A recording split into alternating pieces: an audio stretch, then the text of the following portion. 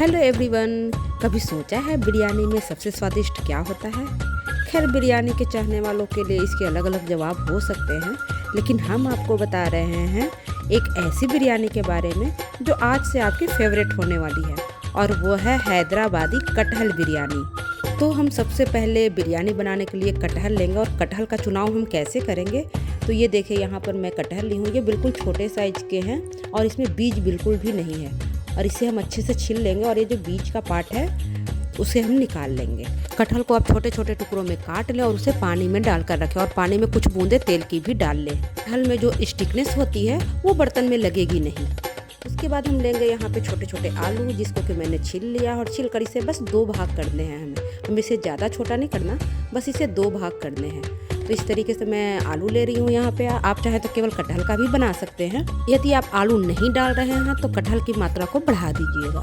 कटहल को मैं यहाँ पर 2-3 बार धो चुकी हूँ और उसे एक भगोने में रखकर पानी डाली हूँ, और उसमें कुछ बूंदे मैं तेल की डाली हूँ, और उसे मैं गैस पे चढ़ा दी हूँ। अब पानी में एक उबाल आ जाएगा, फिर हम कटहल को पानी से निकाल लेंगे। यहाँ पर एक उबाल आ चुका है और गैस को मैं बंद कर रही हूँ। क्या आपको पता है कि भारत की सबसे अच्छी और प्रसिद्ध बिरयानी कौन सी है और कहाँ की है? वो है हैदराबाद की हैदराबाद बिरयानी। अब कटहल को मैं यहाँ पे छान कर निकाल लूँगी और इसे मैं दूसरे बर्तन में रख रही हूँ। कटहल बिरयानी खाने में बेहद स्वादिष्ट होती है। इसे आप घर में आसानी से बना सकते हैं। यकीन मानिए, अगर आप इसे सही तरीके से बनाएंगे तो इसका स्वाद लाजवाब लगेगा।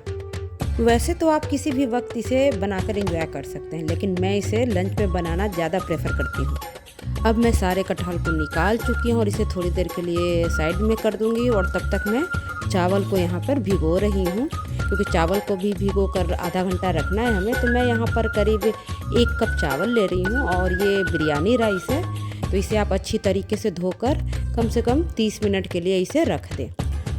इसमें मैं थोड़ी पानी डालकर इसे भी साइड में रख दूँगी, और फिर मैं भिगोऊंगी केसर। यहाँ पर मैं केसर को हल्का सा रोस्ट कर ली हूँ, ये मैं पहले भी आपको बताई हूँ। और फिर मैं इसे गर्म दूध में डाल रही हूँ, और इसे भी डालकर थोड़ी देर के लिए मैं छोड़ दूँगी, ताकि कलर बहुत अच्छा आएगा इससे। तो यहाँ पर मैं केसर को ये देखिए मैं भिगो रही हूँ, इसे अच्छे से डुबा दूँगी चम्मच की सहायता से, और इसे भी मैं साइड में रख दूँगी। अब मैं लूँगी एक कढ़ाई और उसमें डालूँगी सरसों का तेल, और इसमें उतना ही सरसों का तेल डालें जिसमें कि हम आलू को फ्राई कर लें, और कटहल प्याज सारे को इसी में हमें फ्राई करके निकालना है। तो तेल की मात्रा हम थोड़ी ज़्यादा रखेंगे। अब मैं इसमें आलू को फ्राई करके निकाल लूँगी। जब ये गोल्डन ब्राउन हो जाएगा, ये देखिए हो चुका है, अब मैं इसे निकाल रही हूँ, और इसी में मैं प्याज को भी फ्राई करके निकालूँगी। यहाँ पर मैं 2 मीडियम साइज के प्याज ली हूँ और उसे मैं फ्राई करके निकाल लूँगी।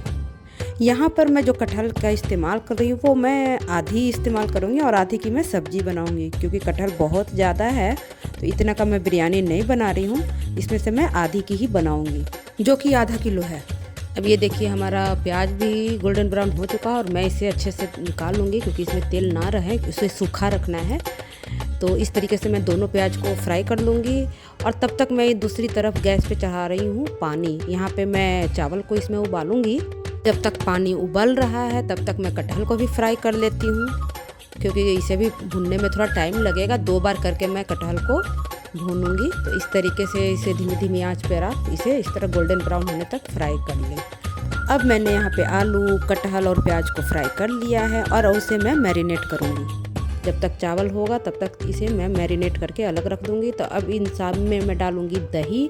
यहाँ पर दही मैं 4 से 5 बड़े चम्मच ले रही हूँ, और फिर मैं इसमें डालूँगी धनिया पाउडर 1 छोटा चम्मच, हल्दी पाउडर 1 छोटा चम्मच, लाल मिर्च पाउडर 1 छोटा चम्मच, जीरा पाउडर 1 छोटा चम्मच, आधा छोटा चम्मच काली मिर्च पाउडर, 1 छोटा चम्मच गरम मसाला पाउडर, 2 बड़ा चम्मच अदरक लहसुन का पेस्ट, और यहाँ पे खड़े मसाले हैं। खड़े मसाले में मैं हरी मिर्च कटी हुई है 2 से 3, जीरा 1 छोटा चम्मच, तेज पत्ता 2, साबुत काली मिर्च, लौंग 5 से 6, छोटी इलायची 1, बड़ी इलायची 1, दालचीनी का छोटा टुकड़ा 1। अब मैं इसमें डालूंगी फ्राई किया हुआ प्याज। इसे मैं आधा डालूंगी और आधा बाद में डालूंगी, और थोड़ा सा धनिया का पत्ता, और इन सबको डालकर मैं इसे अच्छे से मिला दूंगी।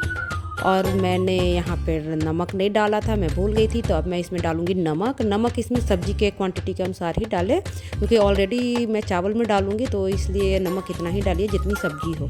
और मैं इसे कम से कम 15 से 20 मिनट के लिए ढककर रख दूंगी। अब इधर मेरा पानी बॉयल होने लगा है। तो अब मैं इसमें 1 बड़ा चम्मच घी डालूंगी, 1 छोटा चम्मच जीरा, साबुत जीरा, और फिर मैं इसमें डालूंगी नमक। तो मैं यहाँ 1 कप चावल ली हूँ, तो उसके अनुसार मैं 1 छोटा चम्मच नमक डाल रही हूँ। और फिर मैं इसमें डालूंगी सोक किया हुआ चावल। अब मैं इसे पार बॉयल करूँगी, मतलब कि आधा बॉयल आधा पका हुआ चावल ये रहना चाहिए, पूरा इसे नहीं पकाना है। ये देखिए बिल्कुल पार बॉयल हो चुका है ये। तो अब मैं इसे छान लूँगी छन्नी में। तो इसे आप इस तरीके से छन्नी में छान लें और उसका पूरा पानी निकाल लें। यहाँ पर मैं बिरयानी कुकर में बना रही हूँ, इसे मैं दम नहीं लगाऊंगी और ना ही लेयर वाली बना रही हूँ, ये बिल्कुल ही आसान है। तो अब मैं एक कुकर लूँगी और कुकर में डालूँगी घी 1 बड़ा चम्मच या 2 बड़ा चम्मच, जितना भी आपको लगे, और उसे हम अच्छे से ग्रीस करेंगे, सारे कुकर को अच्छे से चारों तरफ लगाएंगे ताकि अंदर से चिपके नहीं है। अब यहाँ पे घी अच्छे से लग चुकी है। अब मैं इसमें डालूँगी मैरिनेट किया हुआ कटहल, आलू और सारे मसाले, और इसे मैं अच्छे से नीचे फैला दूँगी कुकर में। पूरे 1 बराबर से चम्मच की सहायता से आप इसे अच्छे से फैला लें।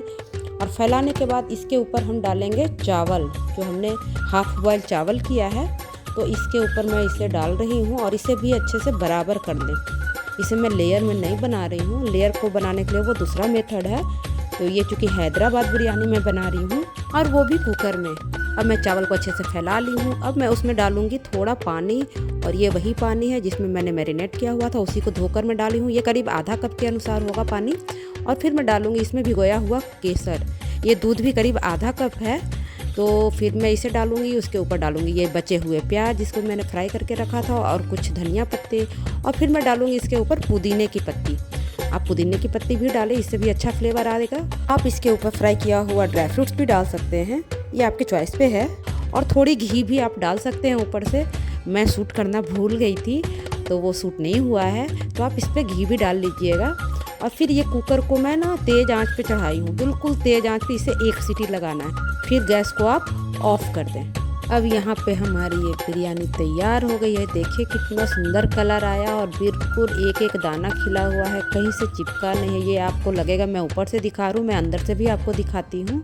ये देखिए बिल्कुल भी नहीं चिपका है और बहुत अच्छा कलर भी आया है और बिल्कुल पक गए हैं सारे। ये देखिए, तो ये लीजिए कितनी आसानी से ये बन भी गई। तो आप भी इंजॉय कीजिए कटहल बिरयानी बनाकर। तो कैसा लगा हैदराबादी कटहल बिरयानी, तो आप भी ज़रूर ट्राई कीजिएगा। Thank you.